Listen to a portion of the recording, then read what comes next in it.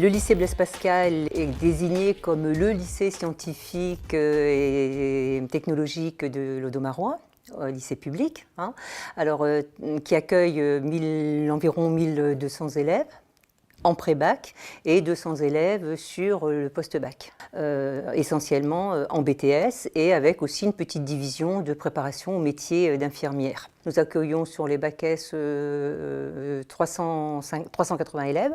Et sur les bacs technologiques, 464 élèves. Et d'ailleurs, sur les bacs S, nous proposons aux élèves et le SSVT, c'est-à-dire le Sciences et Vie de la Terre, qui effectivement intéresse une grosse partie de notre population bac S, mais aussi une SSI, c'est-à-dire moins connue du grand public. SSI voulant dire Sciences de l'ingénieur. Et donc, c'est cette partie Sciences de l'ingénieur qu'on cherche aussi à développer, parce qu'on sait que l'industrie est en peine sur ces formations-là.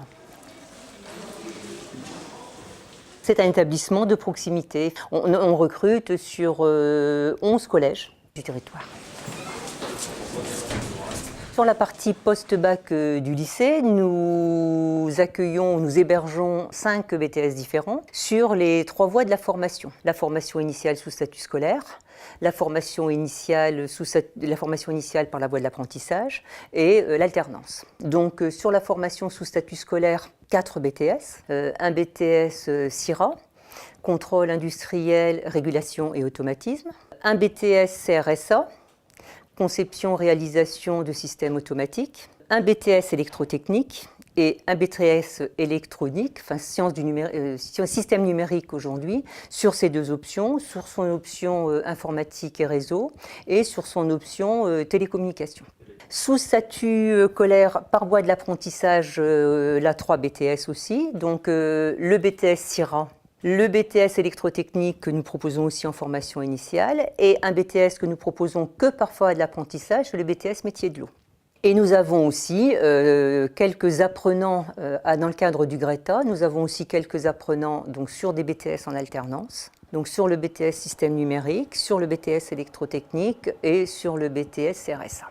Donc sur l'ensemble de ces BTS, alors sous statut scolaire, ça représente environ 200 étudiants. Sous l'apprentissage, une 50aine d'étudiants et une dizaine d'étudiants par voie de l'alternance. Depuis 2008-2009, le lycée accueille sur ses formations BTS des élèves de bac pro. Il y a quelque temps, la finalité des bacs pro, c'était le travail, de rentrer dans le monde du travail. Et ne venaient sur les BTS que les meilleurs élèves de bac pro. Aujourd'hui, la philosophie a un peu changé, l'ambition aussi qu'on a pour les élèves de bac pro est plus grande. Et donc en BTS, nous accueillons de plus en plus d'élèves issus du bac professionnel. Là, sur le lycée Blaise Pascal, ça dépend un petit peu des formations BTS, mais certains de nos BTS accueillent jusqu'à plus de 50% d'élèves venant de bac pro. Et donc, effectivement, ça donne un ascenseur social pour ces élèves qui, à l'origine, la création des bacs pro devaient rentrer dans la vie active et qui, aujourd'hui, vont avoir l'opportunité, via un BTS, puis derrière, via une licence professionnelle, de pouvoir aussi espérer un jour, pour les meilleurs d'entre eux, atteindre des écoles d'ingénieurs et puis se positionner sur des postes d'ingénieurs, chose qui aurait été complètement impensable il y a encore une dizaine d'années pour ces élèves de bac pro. Donc le BTS est un véritable ascenseur social pour ces élèves-là.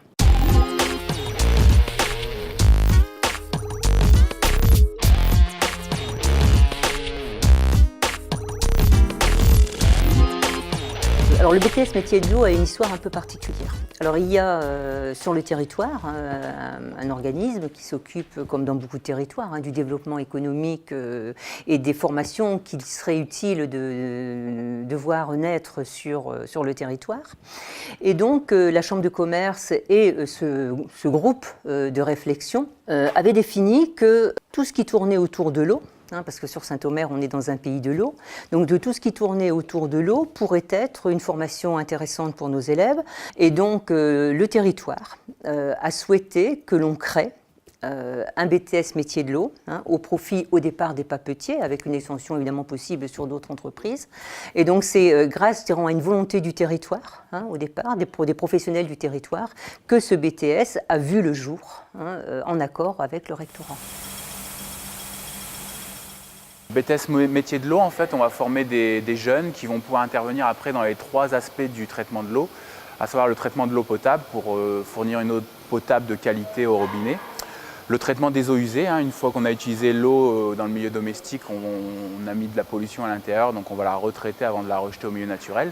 Et il y a un 3e aspect qui est assez méconnu du traitement de l'eau, en fait, c'est le traitement des eaux industrielles.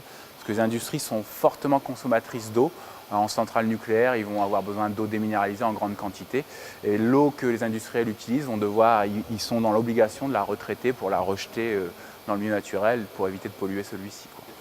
Alors, les matières qui sont enseignées aux étudiants, donc, on va avoir le génie des procédés, donc on va étudier vraiment les procédés de traitement qui vont permettre de dépolluer une eau ou alors de la rendre potable.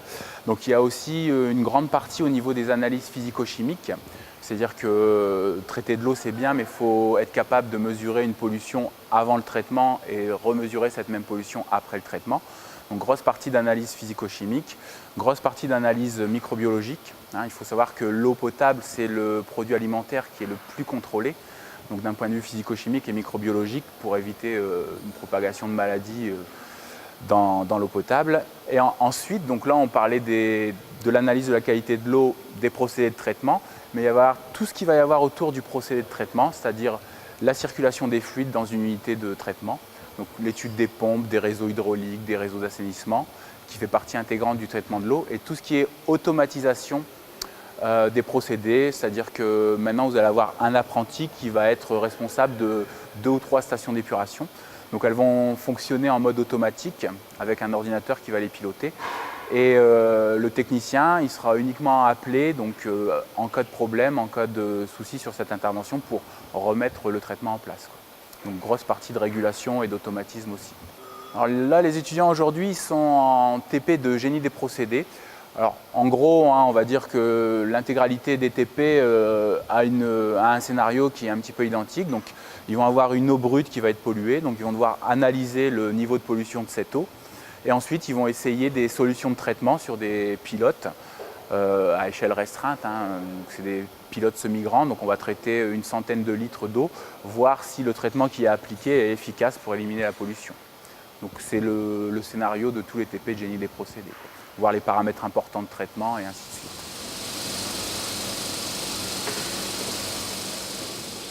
J'ai fait le choix de la formation BTS métier de l'eau parce que c'est un domaine où je pense qu'il y a de l'avenir. Le BTS est très large et la formation en alternance apporte un gros plus en termes d'expérience pour trouver un métier plus tard. Ce qui me plaît, c'est que ce BTS est très varié, qui permet de voir différents aspects de l'eau, comment la traiter. On apprend à comment traiter de l'eau, comment l'analyser. On a aussi tous des notions d'hydraulique, de physique, de microbiologie. Donc c'est très large, même tout ce qui est automatisme et régulation, donc pour savoir comment régler un process. C'est difficile dans le sens où il faut être assez polyvalent et que tous les coefficients, on va dire, à l'examen sont relativement importants. Soit 1000, divisé par 1000, soit V5. Et V5, c'est le volume d'échantillon utilisé. Les TP, c'est quand même plus intéressant parce qu'on peut voir vraiment le résultat d'un traitement, voir une eau qui est souillée au départ et une eau qui est épurée à la fin. Donc c'est assez intéressant et plaisant à faire. On forme les techniciens qui vont intervenir dans le traitement de l'eau en fait. Donc qui vont être capables d'en analyser sa qualité, qui vont être capables de démarrer un procédé, de voir les dysfonctionnements sur le procédé. Ça peut aller de la chose aussi bête que de recabler une pompe qui a rendu l'âme, de la remettre en état de fonctionnement d'un point de vue électrique et ainsi de suite. Donc on va vraiment former un technicien qui va pouvoir intervenir sur tous les domaines, que ce soit automatisme, analyse qualité, analyse du process et ainsi de suite.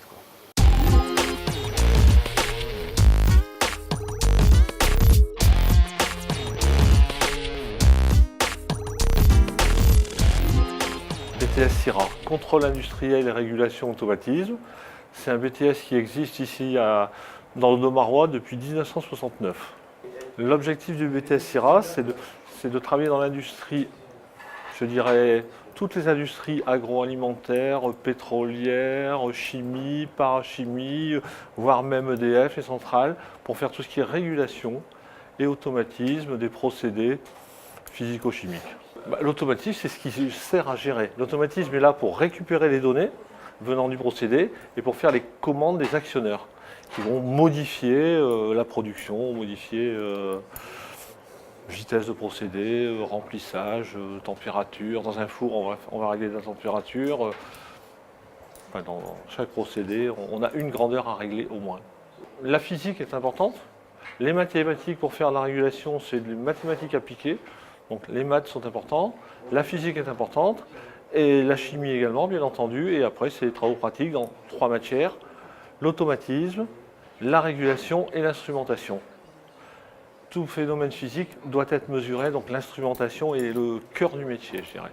L'anglais est maintenant de plus en plus important, toute notice est en anglais, tout procédé est défini et décrit en anglais, le matériel de mesure est en anglais, donc il faut maîtriser l'anglais. Alors c'est un anglais qui n'est pas un anglais littéraire, bien entendu, c'est un anglais technique. Dans le BTS, moi, c'est principalement le technique, tout ce qui est instrumentation, régulation et automatisme. Et après, j'aime bien aussi les maths, comme c'est beaucoup plus des sciences mathématiques, tout ça, ça m'intéresse. Là, on régule un niveau. Donc le niveau, on le régule à l'air de 2 débits. On a une pompe en dessous, en fait, on va venir plus ou moins ouvrir une vanne qui va laisser passer l'eau. Si on ouvre, par exemple pour la remplir, on va fermer la vanne d'extraction qui va faire partir l'eau de la cuve en fait. On va venir ouvrir complètement la vanne d'insertion pour mettre l'eau dedans. On la remplit et en fait, après pour maintenir un niveau constant, on va venir ouvrir complètement la vanne d'extraction pour faire circuler l'eau. On forme essentiellement des techniciens dans différentes industries, mais également des gens qui veulent poursuivre des études. Donc il y a un bon pourcentage qui maintenant commence à poursuivre des études, alors soit en ATS, pour faire une école d'ingénieur, soit ils repartent en fac pour faire une licence et également des masters.